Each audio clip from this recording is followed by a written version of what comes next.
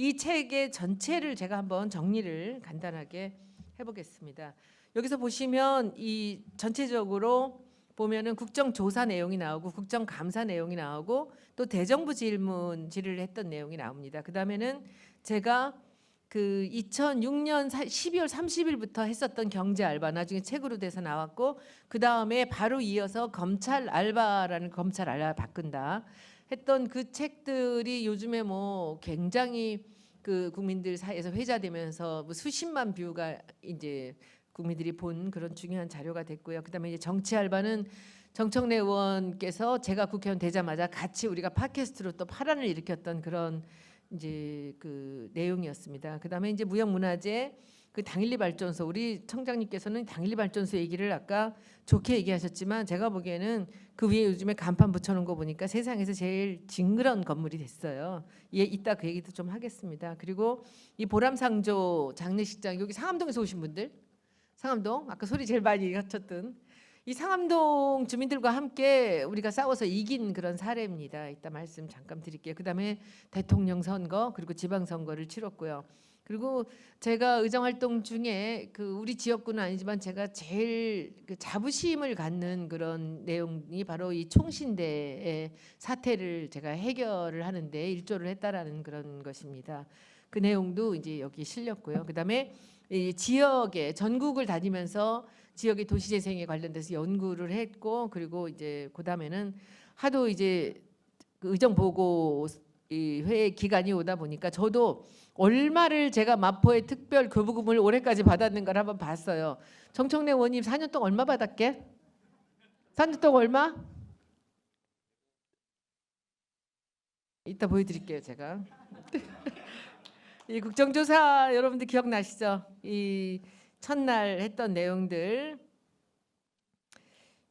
실제로 이제 최순실이란 이름이 드러나기 시작할 때 제가 광고계 디자인계에서 이제 제보를 받으면서 이 차은택이란 이름이 그때 나오게 됩니다. 알고 보니까 최순실과 차은택이 이어지면서 차은택이 자기 선생 중에 홍대 교수 하나 제 후배죠. 마치 허수아비 같이 말 잘 듣고 도장을 잘 찍어줄 사람을 군하부 장관으로 모셨고 자기 외삼촌을 청와대에 또 그 문화수석으로 앉혀놓는 그 일의 중심이었던 게 이 차은택이라는 사람이었습니다. 사실은 국정조사에서 많은 것을 밝혀냈지만 그야말로 그 전체 그림을 찾기에는 어림없는 내용이었다라는 얘기들 한번 쭉 보시면 아주 재미있는 내용은 녹취를 다 풀어서 봤습니다. 제가 그 과정을 여기서 한번 교정 보면서도 아주 넋을 놓고 그 내용들을 다시 한번 봤었을 정도로 아주 흥미진진합니다. 두 번째 날은 그 당시에 이제 부총리 겸 기재부 장관과 이제 한강옥 비서실장하고는 제가 아마 대판 싸웠던 그런 내용이 나옵니다.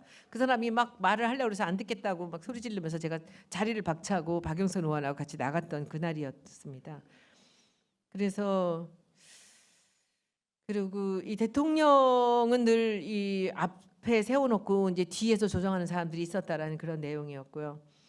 이때 이제 그 2주 동안에 그 국조 청문회를 하면서 제가 그날을 기억하려고 매일매일 다른 옷을 입었어요. 색이 다른 옷.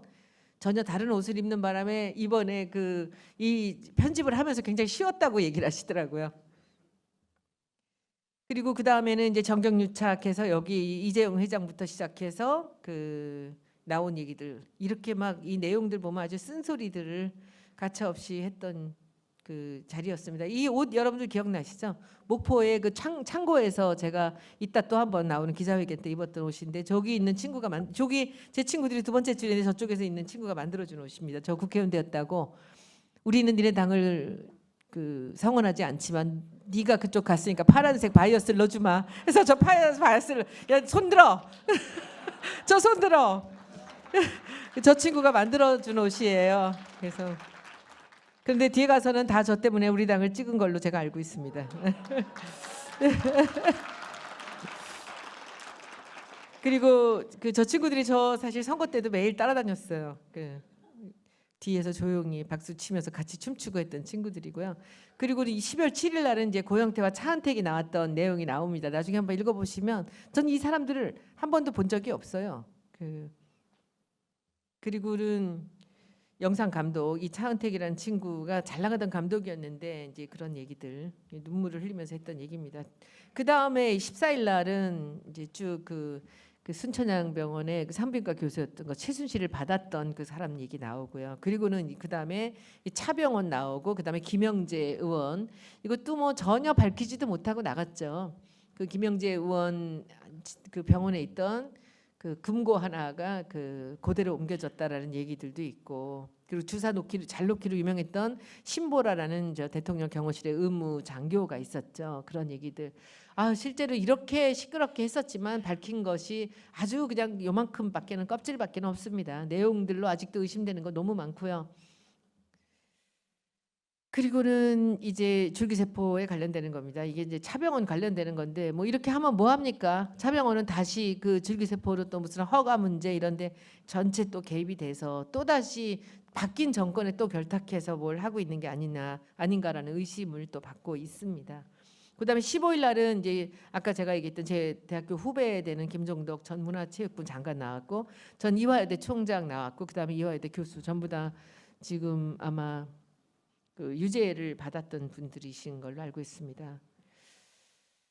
그 이제 김종 전 차관이 제대로 일을 편하게 하려고 차은택과 편하게 하려고 그 장관을 이 착하고 순하게 말 잘 들어주는 장관을 이제 올렸다라는 그 내용입니다.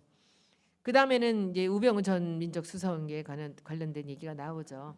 공부 잘해서 출세 끝이 공부 잘해서 시킨 대로 말 잘 듣는 출세 끝이 결국은 우병우, 김기춘이 아닌가라는 그런 얘기를 하면서 제가 친구들한테 애들 공부 너무 시키지 마라. 공부 잘해봤자 맨 끝에 가서 저렇게 되는 공부 잘하는 사람들이 거의 다 그 엄마 말을 잘 듣고 부모 말을 잘 듣고 선생님 말을 잘 듣는 그런 사람들이 주로 많지 않습니까? 그런데 올라가서는 결국은 권력이 신여가 되고 마는 그런 경우가 있지 않는가라는 것을 이제 보여준 그런 사례입니다. 그런 얘기들 아유 제가 얘기를 했는데도 이렇게 지금 와서 보니까 어떻게 이렇게 독한 말들을 했나. 제가 이 4년의 의정 활동을 지내고 나니까 이제는 해서는 안 되는 말을 너무 많이 알고 있어요. 그때 멋몰라 갖고 그냥 거의 독설을 퍼부으면서 그렇게 했던 얘기. 그리고 이런 얘기들이 쭉 나옵니다. 그다음에 이제 국정감사가 나오는데 여기 이제 선사시대 유물이나 반구대 암각화 같은 것들이 결국은 7천년에서 1억 년 전에 만들어진 암각화인지 우리의 선조들이 만든 거죠.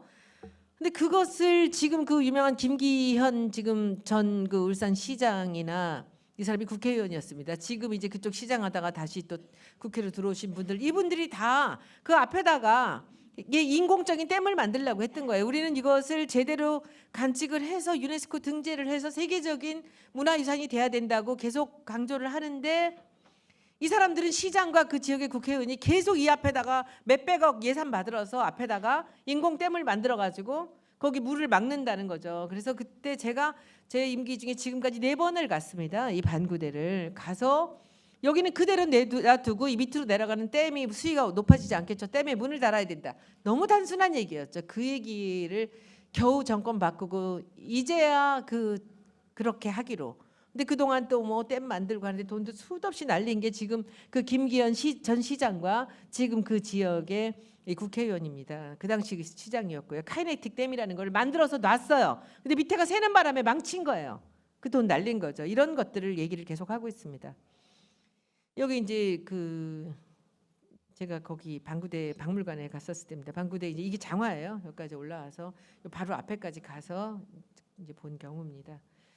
그 다음에는 이 절에서 이 국보급 절에서 그 국비를 계속 받아요. 1년에 얼마씩 늘 이게 나가는 이 문화부에 예산이 있습니다. 그러니까 그것은 이 국보에 나가는 거예요. 근데 우리나라 90%가 건물의 90%가 다 절이잖아요. 불교잖아요.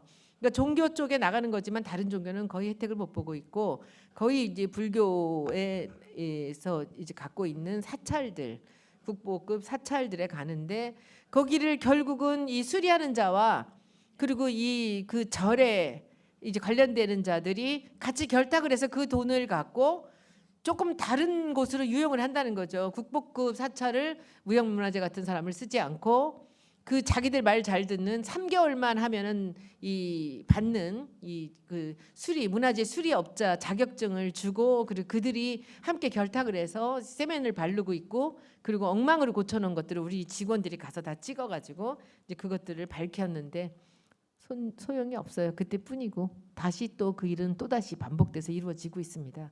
이런 얘기들을 끝없이 제가 3년 동안을 했지만 결국은 국회의원이 할 수 있는 일이 별로 저같이 시끄럽게 해서는 할 일이 없어요. 박강원 의원님 맞죠? 조용히 뒤에서 작업을 해야 돼요. 이렇게 저는 이렇게 공론화를 시키면 이것이 될 줄 알았어요. 근데 그렇지 않더라고요. 그랬고 그다음에 이제 미황사, 이거는 아주 재미있는 그런 내용이었고, 이 그림들을 여기 오른쪽에 허옇게 나와 있는 부분 있죠, 저쪽에. 저게 이것이 그 벽에 그려진 거예요. 근데 저것이 다 떨어진 거죠. 근데 이것을 이분들이 수리 복원을 한다고 저렇게 잘못해서 떨어진 겁니다. 근데 이미 다른 데다 똑같이 몇 년에 걸쳐서 이것을 위에 올라가서 복제를 해서 그림을 그리게 했어요. 근데 결국은 그때 그 그림으로 다른 곳에다 이렇게 바꾸려고 그렇게 한 게 아닌가. 사실은 이게 우리나라에서 유일하게 이 벽에 첨불도 이게 벽에 붙어 있는 그림이 그냥 벽에다 그린 그림이에요. 근데 이렇게 다 훼손을 시켰다라는 거였죠. 이런 식으로 돼 있다는 것, 그리고 이제 게임 관련돼서 있는 것들, 그리고 제가 이제 선동열한테 큰 소리 쳐서 정말 또 언론에 난리가 났었던 사례인데, 저는 지금도 이 선동열 선수가 선수 출신이기 때문에 선수들 편에 쓰고, 그리고 그런 이 관객들, 이 프로야구를 좋아하는 그런 국민들 편에 쓸 거라고 생각을 했는데, 결국은 이 김기춘과 양혜영 그리고 이제 재벌 기업들이 이제 연관이 돼 있으면서 결국은 구단주 편을 들어서 이렇게 한 것이 아닌가라는 이런 이제 합리적인 판단을 제가 했고요. 그래서 국정감사에 나오게 했는데, 이제 이 사람이 제 얘기를 듣고 같이 얘기를 주고받고 할 수 있다고 생각을 했습니다. 그런데 제가 예측했던 그런 대답이 아니라 전혀 자기는 그 KBO의 편을 들거나 뭐 그런 적이 없다고 이렇게 딱 잡아떼면서, 이제 제가 그때 요즘 말로 그야말로 뚜껑이 열려갖고 너무 흥분을 해가지고 이제 그때부터 제 실수가 시작된 거였어요. 그래서 그때도 뭐 지나가면서 뭐 그거야 제가 다 받아야 되는 일 아니겠습니까? 제 실수한 것, 제가 잘한 게 있지만 제가 잘못한 것도 있기 때문에 넘어갔죠. 그래서 국민들이나 이 국감을 하면서는 제가 죄송하다는 생각을 많이 하고 있었지만은 이 선동열 전 감독의 그 생각이 어땠는지, 왜 국민들이 원하는 그런 선수가 아니라 혹시 구단이 원했을지도 모르는 그런 선수가 대표 선수가 되었는지에 대해서는 나중에 또 역사가 얘기해 줄 거라고 저는 생각을 합니다. 이 내용들이고요. 그리고 이제 양혜영이라는 사람을 겉으로 드러나게 했는데, 이 우리나라 프로야구에 있어서 그야말로 이 정권과 결탁을 해서 야구를 망쳤던 그런 되게 중요한 사람이라고 저는 생각을 합니다. 이 사람도 끝내 불러냈지만, 이 사람이 옛날에 김기춘 이 비서실장이 국회의원 할 때 보좌관이었던 사람이에요. 그러니까 이 박근혜 대통령이 프로야구에 시구를 하러 잠실 야구장에 왔을 때 옆에 김기춘, 양혜영 이렇게 쭉 있었어요. 그랬던 그 아주 중요했던 사람인데, 이런 얘기들 정찬 총재하고 이제 선동열 선수에 대해서 얘기를 했던 순간이고요. 그 다음에는 이것도 참 지금 현재 대한체육회장에 관련된 얘기인데, 아무리 이야기를 해봤자 이 국회의원이 할 수 있는 일이 없어요. 국감 그때뿐이고 팔로업을 해도 유야무야 될 경우들이 많습니다. 근데 여기서 리스트 좀 밑으로 내려가면 빙상연맹의 전명규 교수를 드디어 교수에서 그만두게 만든 일까지는 이제 제가 또 애써서 했던 얘기라고 볼 수 있죠. 제가 녹취를 풀었고요. 녹취 풀고도 한참 동안 다시 덮여가려고 할 때 심석희 선수가 용기를 내서 다시 한번 이야기가 시작됐고 이제 결론이 난 겁니다. 그런 얘기들이고요. 쭉 이런 얘기들이 나오고 있고요. 이제 이 전국에 우리가 관광지를 개발할 만한 아주 큰 가치가 있는 곳들을 제가 찾아서 이 사람들한테 얘기해 주는 겁니다. 상주에 가면 그 속리산의 동쪽 자락에 이 견원산성이란 이름을 갖고 있는, 언제 축성됐는지 알 수 없는 이런 산성이 있어요. 그래서 제가 상주에다가는 계속 이 견원산성을 중심으로 산성길을 만들고 해서 이것을 도시재생을 해봐라 해서 결국은 그들이 그것을 그 재생의 프로젝트로 집어넣어서 도시재생 돈을 받았어요. 그런데 여기는 처음부터 이 사람들은 그 산성이 있는지도 모르고 이게 그렇게 중요한 가치가 있는지도 모르는데 제가 찾아서 이 사람들이 해서 이것이 지금 그 재생으로 작업이 시작되었는데 목포는 여기보다 돈도 덜 받았고요. 근데 거기는 근대 가옥이 중요하고 여기는 견원산성이 중요하고 이쪽에는 산막이 있길 안에다가 마을을 조성을 해서 사람들이 들어와서 잠을 자고 가고 그리고 하루씩을 여기서 지내게 만들고 먹고 마시고 자고 그리고 선물을 사가게 해라라는 얘기를 산막이길이라는 얘기를 했죠. 왜냐하면 산막이길 여러분들 가보신 분 계시겠지만 괴산에서 산막이길까지 걸어가서는 올 때 5분에 배 타고 와요. 근데 거기까지 갔으면 거기서 돈을 써야 되고 머물러야 되는 거거든요. 우리 지역을 살리는 가장 중요한 것들입니다. 그것이. 이 견원산성은 진짜 잊을 수 없는 그런 일인데 지금 상주시에서는 어떻게 진행될지 또 시장이 그만두게 돼서 매우 궁금해하고 있는 그런 상황입니다. 통영 세병관 얘기도 끝없이 하죠. 이게 17세기 건물입니다. 이 통제영이 만들어질 때 그리고 제가 보기에는 이 정도 건물에 경회로에는 없는 어마어마한 자산이 그대로 남아 있어요. 불타지 않고 그대로 보존이 됐거든요. 이 자리가 여기 칸을 다 막고 천장을 막아갔고요. 일제강점기 때는 이게 초등학교였어요. 이 세병 초등학교였습니다. 이 세병이라는 것은 무기를 씻는다는 거예요. 어디다 씻느냐 하면 은하수에 씻는다는 겁니다. 두보의 시에 나오는 그 내용이거든요. 그래서 그 은하수에 그 칼을 씻어서 다시는 전쟁 없는 세상을 만들고 싶다라는 그런 시에 나오는 세병관입니다. 이게 17세기 건물이고 국보거든요. 지금 우리 경회로 가보면 위에다 세멘트에다가 칠한 거예요. 여기는 전부 목구조가 그대로 다 남아 있습니다. 대단한 건물이에요. 근데 이게 세병 초등학교였는데 일제강점기가 끝나고 칸을 뜯어놨더니 그 옛날 게 다 살아있는 거죠. 그대로. 근데 박경리 선생이 40년 만에 고향을 찾아왔어요. 와서 뭐 프랭카드 붙이고 난리가 나서 이 세병 초등학교였던 그 세병관을 갔는데 이 박경리 선생이 그렇게 꼿꼿하게 그 전체를 다 돌아보면서 옛날에 그렇게 컸던 집들이 마이리 장로 이러면서 아주 꼿꼿하게 다니다가 세병관을 보셨는데 이분은 세병관을 처음 본 거예요. 그러니까 일제강점기 때 자기가 다녔던 세병 초등학교인데 다시 40년 만에 와서 보니까 이것이 이렇게 큰 건물이었다는 거죠. 그래서 와서 눈물을 여기서 흐리시면서 옛날에 다 컸던 것이 지금 보니 다 작아졌는데 세병관은 왜 이렇게 큰 것이었느냐고 했던 데가 여기입니다. 그리고 여기서 눈물을 흘리시면서 이 뒤로 돌면서 여기 미끄럼틀이 있었고 일본인 교사가 있었고 이런 얘기들을 했다라는 세병관인데 여러분들 통영 가서 세병관 가보신 적 있으세요? 통영 가보면 모두 도다리 쑥국 먹고 케이블카 갔다가 그냥 오는 게 통영의 코스입니다. 제가 이걸 지금 4년 5년째 얘기를 하고 있는 거예요. 제대로 된 가치를 보여줘라. 세병관과 그리고 한산도까지 가서 재승당에서 재승당이 한산도의 재승당이 바로 그 수루라는 것이 있고 그 이순신 장군이 일했던 집무실이거든요. 수루가요. 물숫자인 줄 알았어요.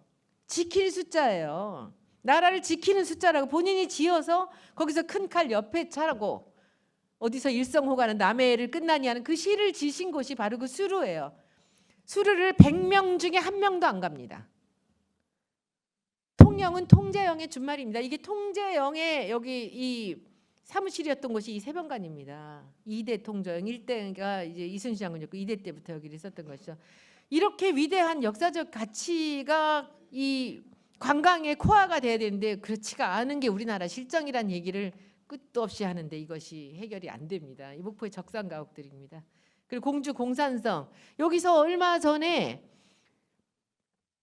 백제 의자왕이 마지막에 입었던 갑옷으로 추정되는 옷이 연못 밑에 깔려 있었어요. 이게 나왔는데 그 갑옷이 하나하나 비늘같이 만들었는데 그것이 전부 오칠로 만들어져 있는데 일본 사람들이 제가 일본에다가 보내가지고 그것을 그 연대 측정을 했던 640년으로 나왔습니다. 아무도 거들떠보지 않아요. 근데 이게 말이 됩니까? 제가 이런 얘기들을 계속 하는 겁니다. 이런 얘기를 하는데 이렇게 여러분들한테 얘기하면은 여러분들이 지루하지 않게 이 얘기를 들을 수가 있는데 정부나 문화부나 문화재청이 이렇게 사람들한테 이게 중요한 거구나라고 느낄 수 있게 얘기하는 한 사람이 없다는 거죠. 중요하게 여기는 사람도 없고.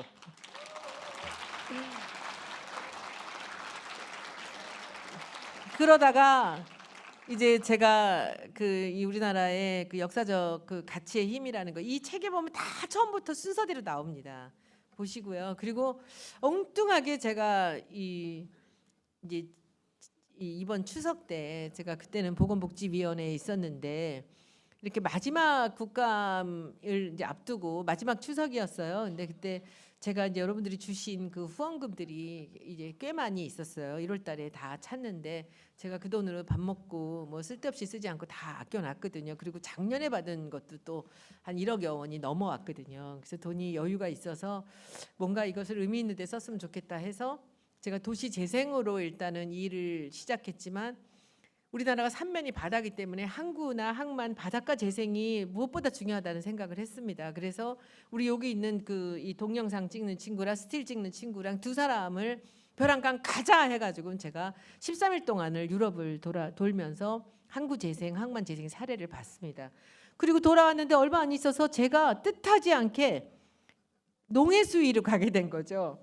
그래서 거기서 국감 이틀 전에 제가 농해수위를 갔는데 우리 보좌관들은 다 사색이 돼 있었는데 저는 그 상임위의 그 피감 기관을 쭉 보니까 지금까지 제가 했던 그 도시 재생의 그런 이제 노하우나 이 케이스 스터디와 이번에 가서 보고 온 이 항구 재생, 항만 재생의 크고 작은 사례들을 갖고 국감을 치를 수 있겠구나 생각을 했죠. 그래서 이제 마지막에 국감에 대한 부분들은 아주 재미있게 이 뒤에 제가 상임위의 녹취를 다 풀어서 제가 어떤 질문을 했는가를 여러분들이 보실 겁니다. 그래서 이 내용들을 이렇게 했고요. 근데 이제 여기서 한 가지, 이게 보통 지역구와 상임위 활동을 늘 하시던 분들은 늘 이런 사진밖에 안 나와요.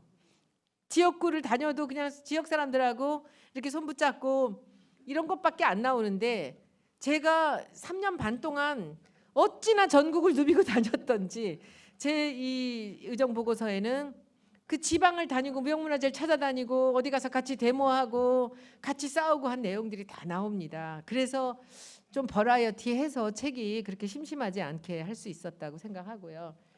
그리고 많은데 너무 짧다고 지금 이런 것들이 이렇게 있었습니다. 그래서 이런 내용들 여기가 이제 이천 축협에 들어가서 제가 그 천장에 그 구조물이 옛날에 이게 100년 전에 지은 것들이 있다는 걸 확인을 시키고 헐려고 했던 그 건물을 헐지 않고 그대로 살리기로 그렇게 했습니다. 이 건물이에요. 여기 빨간 기와를 얹은 건물인데 이게 농협의 건물이었는데 이것을 헐고 여기다가 주차장을 하려고 그랬는데 이걸 헐지 않게끔 제가 가서 국감을 통해서 했죠. 이런 것들. 이 문화 관련돼서 이제 대정부 질의를 했었던 적이 있습니다. 그래서 이런 얘기들 아까 보면요. 우리나라에 오는 관광객들은요. 그 관광객이 오면 해외를 나가는 아니 해외가 아니라 다른 지방을 가는 경우들이 이렇게 적습니다. 경기 부산을 하고 뭐 저기 경주나 좀 가고 일본 같은 데는 거의 40%가 지방을 가요. 그러니까 우리가 제대로 만들어서 지방을 내려가게 하면 지방이 다 살아나거든요. 그러면 학교도 살아나고 지방의 청년도 살아나고 그렇죠? 그렇게 된다라는 그런 얘기였습니다. 그래서 이분들 오셔서 이제 제가 그때 얘기를 했던 거고요. 이제 약간 했던 얘기들입니다. 그런 얘기들이 이렇게 쭉 가고 있고요. 이건 이제 여기 제가 통영 소반장의 자기들이 140년 동안 3대가 살던 집을 정말 별거 아닌 도시계획으로 헐려고 했습니다. 70년대에 만들어진 도시계획에 입거해서 헐려고 하는 거를 이분이 거의 1년을 넘게 노숙을 하시면서 있던 자리를 이제 제가 여러 번 내려가서 결국은 지켰습니다. 예.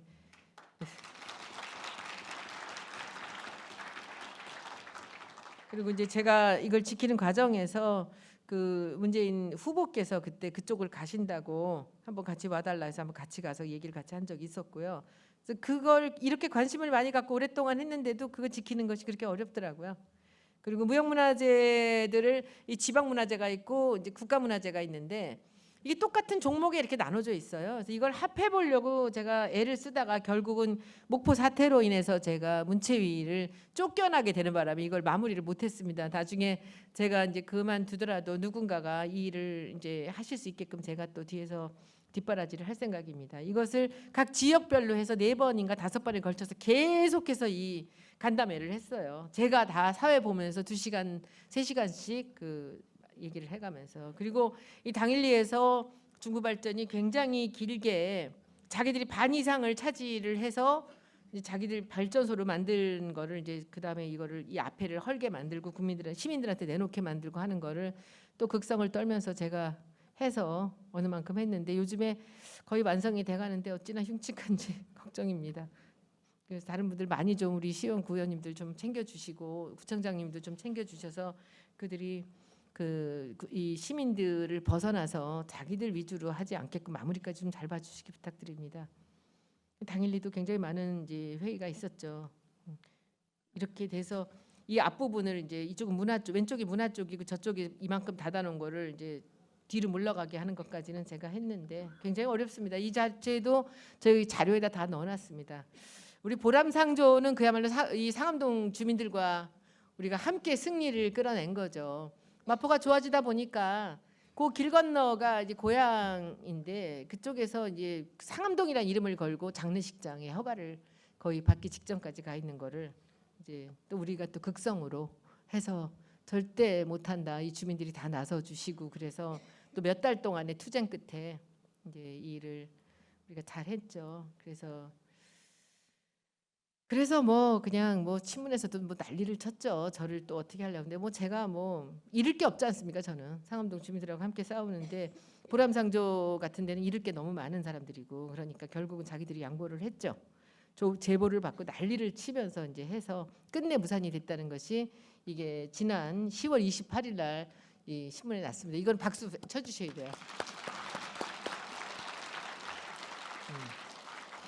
그리고 우리 마포구가 아주 진짜 버라이어티합니다. 특히 마포을은 그 하늘공원, 노을공원이 있는 곳이죠. 아무리 쓰레기 더미라고 하더라도 그 부분을 덮어서 공원을 되게 만든 곳이에요. 공원이 되게. 그 이유는 이 월드컵 경기장 때문이죠. 그 허허벌판의 난지도에 그 월드컵 경기장을 만들어 놓으니까 사람들을 불러야 되니까 급하게 급조된 것이 그 상암동이고 하늘공원, 이 노을공원인데 그래서 사실은 그 상암동 지역에는 주민들을 위한 인프라가 되게 약합니다. 교통도 약하고요. 쇼핑센터 제대로 된 거 하나 없고 그리고 이게 벼랑간 급조가 된 동네이기 때문에 거기 오신 주민들이 이렇게 키웠고 DMC 같은 데 이 정청래 전 의원 시절에 그 DMC에 MBC 들어오고 해서 이 방송 단지가 돼서 그야말로 업그레이드 시켜놨지만 이 주민들한테는 굉장히 불편한 동네예요. 다른 거는 안 괜찮은데 교통이 나빠요.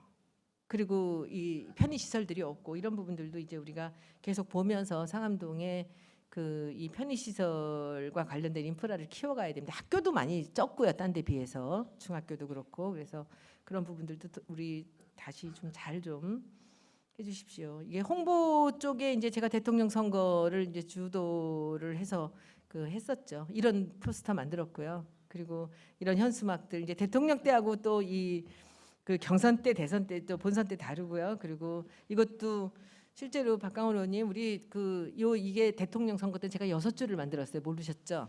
여기 보라색이 좀 튀어들어갔고요. 그리고 그때는 8줄이었습니다. 총선 때는. 그래서 이번 총선 때는 조금 더 또 바꿔야 되는데 어떻게 준비하고 계실지 모르겠어요. 그래서 이때는 대선 때는 6줄을 했고요. 이런 것도 또 현수막이랑 이런 일들을 이제 제가 하면서 이 대선에 이런 이 분위기를 만들었습니다. 이 대선하고 지선까지 해보니까 지선은 또 참 기가 막힌 일들을 했죠. 우리 정청래 의원의 이 굿 아이디어가 전 또 제 지선 때도 지방 가서 한 7,500km를 제가 지방을 다녔습니다. 이런 일들이 있었고요.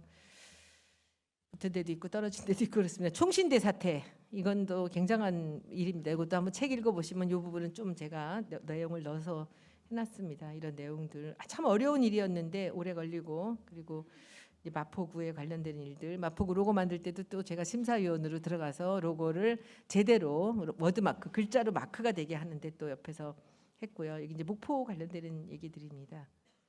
그리고 이제 여기도 또한 이 문화재들 계속 다니고 있고요. 여기는 고창이나 고성이나 이런 부분들이 얼마만한 이 관광의 가치가 있는지를 제가 계속 얘기를 하며 지방을 다녔고 이제 마지막으로 부산 영도입니다. 여기도 다음 주에 가서 다시 한번 또 제가 강의를 한번 할 건데 이 제가 그동안 숙지하고 이제 익힌 그런 항만재생, 항구재생의 전 세계 사례를 갖고 우리 부산 북항이라든지 그런 이제 부산의 작은 항구들을 해야 된다는 그런 얘기죠. 이런 정말 놀라운 이 사례들이 너무 많습니다. 이 책에 고스란히 제가 다 담아놨습니다. 짧게 설명을 하면서 여러분들이 보시고 이것 좀 보십시오. 이거는 하나는 여러분들 꼭 보시면 저 오른쪽 끝에 있는 저 이렇게 케이크 같이 생긴 건물이 그 엘필하몬이라는 그런 이 건물입니다. 이거는 함부르크 시에서 만든 건데요. 요 밑에 브라운색, 갈색 보이지 않습니까? 저게 원래 저것이 18세기부터 있었던 카카오를 저장하던 창고였어요. 근데 그 창고를 그대로 둔 채로 전 세계 가장 유명한 건축가들한테 공모를 했는지 해서 그 헤르조그 드 메르라는 아주 대단한 그 테이트 모던을 만든 이 사람이 그 카카오 창고 위에다가 저 위에 올린 거예요. 저 올렸는데 저 위를 마치 그 초콜릿이나 카카오 같이 이렇게 떠놓은 것 같이 이렇게 만든 거죠. 했는데 저게 뭐냐 하면 아파트예요, 위가. 그리고 밑에 있는 2층 정도는 호텔이에요. 근데 그 밑에 홈이 있잖아요, 카카오 건물하고. 거기는 전망대입니다. 그러니까 이 건물은요, 기가 막힌 게 분양을 해서 나온 돈으로 이 건축을 다 했어요. 근데 이것은 함부르크 시의 거예요. 그리고 아파트 주민의 거고 호텔에 투숙한 사람의 거고 전망대 올라가는 시민의 거죠. 그리고 전 세계 관광객의 된 거죠. 근데 여러분들 우리 저기 음악 전공한 제 친구도 하나 와 있는데 건물이 이렇게 마름모꼴로 돼 있습니다. 마름모꼴로 돼 있는데 이게 아파트면 그 안에 있는 건 어떻게 돼 있겠냐고. 이 건물 이름 제가 아까 뭐라 그랬죠? 엘필하몬이에요. 놀라운 건물입니다. 안에를 파가지고 공연장을 만들었어요. 이 높은 건물의 안을 파서 아파트는 밖에 뷰가 필요하고 이런 공연장은 창문이 필요 없죠. 이게 그 건축가들 그 가장 지금 당대 최고로 위대한 건축가의 작품입니다. 그리고 저 밑에 이 카카오 빌딩은 전체가 다 주차장입니다. 누구의 주차장? 주민의 주차장이고 공연을 보러 온 사람의 주차장이고 호텔 투숙객의 주차장이에요. 그리고 전망대에 온 사람의 모든 주차장이 밑에 다 들어갈 수가 있어요. 나눠져 갖고. 그리고 저 앞에 있는 이 큰 줄 있죠? 이거는 6층까지 한 번에 올라가는 에스컬레이터입니다.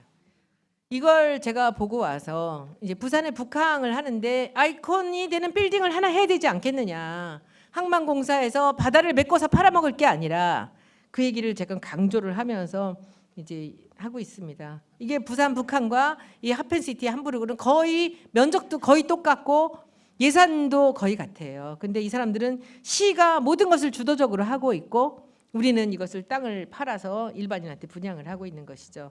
이렇게 생긴 건물입니다. 이렇게 여기는 밖에서 지금 아까 그 단면으로 이렇게 판 건물이 사진이고요. 그 책에는 그 단면이 안 나와요. 왜냐하면 그건 저작권의 문제가 있고, 요거는 우리가 찍은 거라 다 있습니다. 그래서 여기서 보면 여러분들 이 독일에 놀러 가시면 여기 호텔도 그렇게 비싸지 않아요. 그래서 여기 호텔에 묵으시면서 전망대 보시면서 이 엘필하모니를 한번 꼭 즐겨 보시기를 바랍니다. 이건 제가 올라가는 그 6층입니다. 여기 올라가면 전망대 앞에가 이렇게 시민의 거 있고 거기서 뷰가 이렇게 보입니다. 그리고 여기 왼쪽에 있는 하나, 둘, 셋, 네 개, 여기 빨간 건물들 네 개는 전에 있었던 그 아파트나 이런 건물들인데 여기는 막혀 있지 않습니까? 근데 함부르크 시에서 그 다음부터 개발을 했어요. 여기는 사람들이 못 들어가요. 외부 사람들이.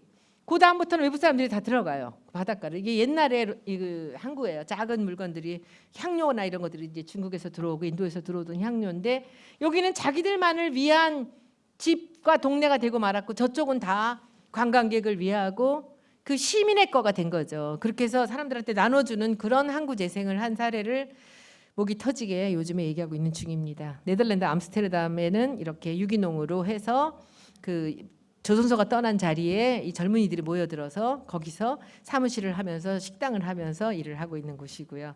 그리고 이제 이 로테르담에는 이 버려진 그 우리나라 수협 창고 같은 바닷가의 창고를 그 동네에 있는 상인들이 들어와서 여기서 이 수제 맥주 가게를 하고 그리고는 여기서 커피도 볶아서 팔고 빵도 만들어서 팔고 하는데 아주 뭐 대박이 난 그런 곳입니다. 수제 맥주인데 다 30가지의 맛이 맥주로 이루어지고 있습니다. 그리고 이 바닷가에는 이렇게 정말 싸구려 구조물도 플라스틱입니다. 밑에 무겁게 만들어서. 그럼 사람들이 안에서 들고 나와서 다 먹는 거예요. 그래서 저는 사실 요즘에 우리나라 바닷가의 재생을 이런 사례들로 이 모델을 삼아서 몇 가지 일들을 계속 하고 있습니다. 여기 보세요.